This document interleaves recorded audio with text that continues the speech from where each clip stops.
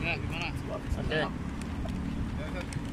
Mulai beraktivitas di luar lagi atau sejak kapan Itu loh, mulai? sorry. Kamera. Alhamdulillah saya pribadi sudah beraktivitas sejak kalau tidak salah sebelum Ramadan, tapi syuting biasa. Kemudian Ramadan kita ada syuting full dan hari ini kita juga ikut syuting. Jadi lebih kepada syuting sekarang ya. Sementara waktu ini untuk di outdoor yang sifatnya dengan jumlah besar kayaknya masih belum deh. Pertimbangan itu apa aja Pak? Kalau boleh ada orang luar atau Ya, pertimbangannya saya tuh selalu coba untuk memantau berita dan setiap hari kayaknya beritanya makin baik. Corona setelah diteliti mulai turun, RO-nya, kemudian penyebarannya juga sudah mulai melemah, ditambah lagi yang sembuh mulai meningkat. Nah ini buat saya berita baik dan buat kita semua tentu menjadi penyemangat tersendiri. Sehingga kata orang atau kata dokter, kata ahli, orang yang punya semangat, motivasi, spirit yang besar, imunnya akan jauh lebih meningkat, akan jauh lebih tinggi. Nah mudah-mudahan dengan adanya berita-berita baik tentang corona ini, ya penyebarannya mulai menipis, melemah dan lain sebagainya, kita semua kembali semangat sehingga imun kita benar-benar bisa makin naik.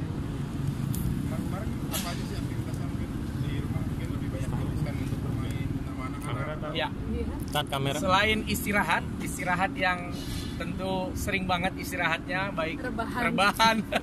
Kaum rebahan sekarang dianggap pahlawan sudah ya, rebah-rebah. Kemudian baca-baca buku yang mungkin selama ini juga banyak saya tinggalkan, dan tentunya main sama anak-anak, kumpul sama istri, sama orang tua yang selama beberapa bulan lalu sebelum adanya PSBB itu juga jarang sekali kita lakukan. Jadi satu sisi ini musibah, tapi kalau mau diambil hikmah, ini juga satu nikmat yang selama ini saya tidak dapatkan, tapi kemudian saat ini saya bisa lakukan bersama dengan anak-anak dan keluarga. Lagi apa? Saat yang apa? Ada yang apa? Kata gosip-gosip yang itu berita lagi hot. Yang lagi mau apa? Kata poli. Apa? Memperbolehkan. Gimana tuh? Ini ada aja nih. Gimana klarifikasinya nih? Aduh. Gini, sebetulnya itu cerita lama.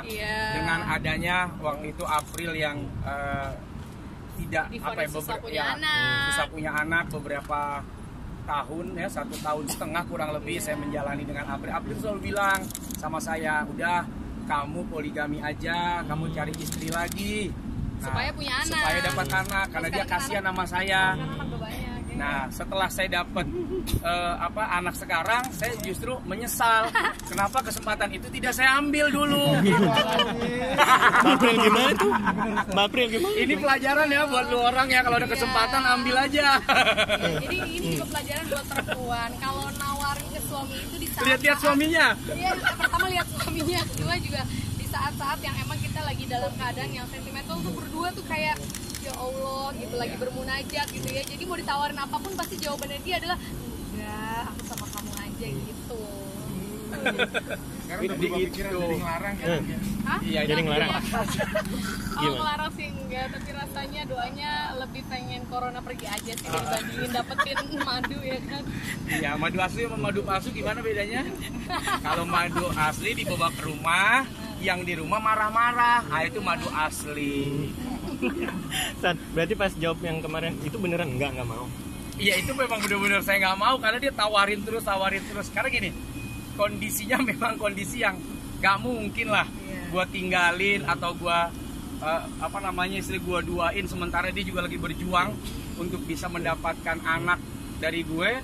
Terus ya mau nggak mau kan pasti gue support, gue berikan juga semangat. Enggak lah, aku tetap ada bersama dengan kamu, kita berjuang bareng-bareng gitu. Direkam ini tadi. Iya, makanya dulu kan gitu kan, Nah sekarang ya dia sudah sadar gitu kan, sudah sadar bahwa keadaannya tidak seperti yang dulu. Jadi sebetulnya cerita tentang boleh poligami itu Jadi cerita dulu. Iya, Seperti lagi itu. ini kan beritanya beredar kan 2 kali April Jasmine menawarkan Ustadz poligami. gitu Nah, yang kedua ya. kita mau meninggal ya, mimpi mau meninggal Itu tiga tuh mimpi hari. terusan gitu. Jadi sampai aku kasihin nanti kalau misalkan aku nggak ada. Nah, posisinya gitu ya.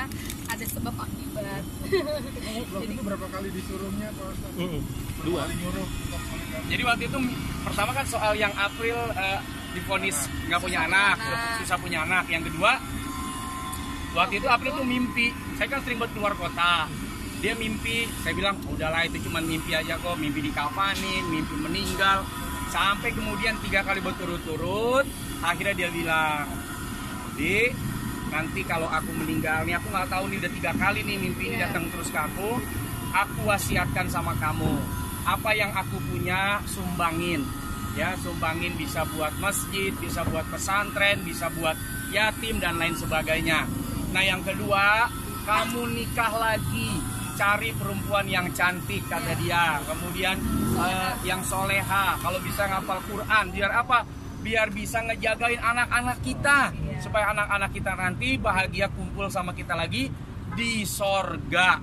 Nah waktu itu ya dia nangis cerita sama saya kasih semangat sama dia. Lama saya yang sedih, kok ini nggak jadi nih wasiatnya terlaksana. Ya artinya panjang umur gitu kan. Alhamdulillah.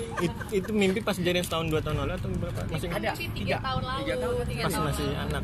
Anak masih 1 ya kan. Terus waktu itu kan Ustadz doanya tuh dia baik banget kan, pas aku nangis-nangis terus dia bilang, "Enggak sayang, kamunya nggak meninggal, tapi yang pergi adalah kejelekannya, keburukannya gitu." Amin. Ya, alhamdulillah Allah ijabah tuh. Sampai sekarang masih sehat. Terus yang pergi insya Allah keburukannya gitu ya. Tapi ada yang nyesel karena waktu itu nggak bilang iya.